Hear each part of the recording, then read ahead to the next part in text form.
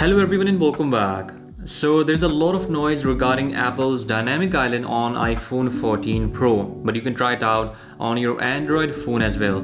Due to its cool animation and implementation, it has been in the news for the last few days. If you want to try this Dynamic Island on your Samsung Galaxy or any other Android phone, now you can do that. It's not a fully functional Dynamic Island, rather it's just limited to Bluetooth connectivity and charging animation. Anyways, first of all, you have to download an application from the link down in description. I'll mention its source.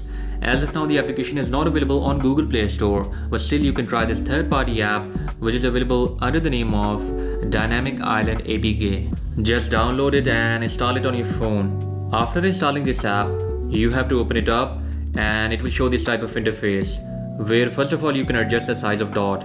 Try to match it with your phone's hole punch if you have a Samsung Galaxy.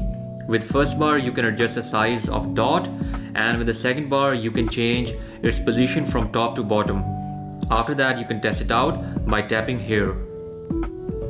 Then you have to give few permissions to this app, like accessibility permission so it can appear on top of other apps, and Bluetooth permission so it detects whenever you have connected your earbuds, it will show that animation. Don't worry, there is no personal information required for this app that you need to enable. Then you can turn on this feature. Try it out and let me know in the comment section.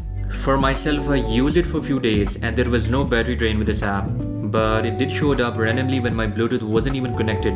I guess there is a glitch with this app that needs to be fixed in next update. I will not recommend this app for everyday use, but it's just for fun and checking out Apple's Dynamic Island concept on an Android. Maybe with future Android phones we will see Dynamic Island being copied, and even Samsung may try this with their next One UI 6. So that was about it for today's episode. Definitely share your feedback if you're going to try this app, and I'll catch you guys in the next one. Until then, bye bye.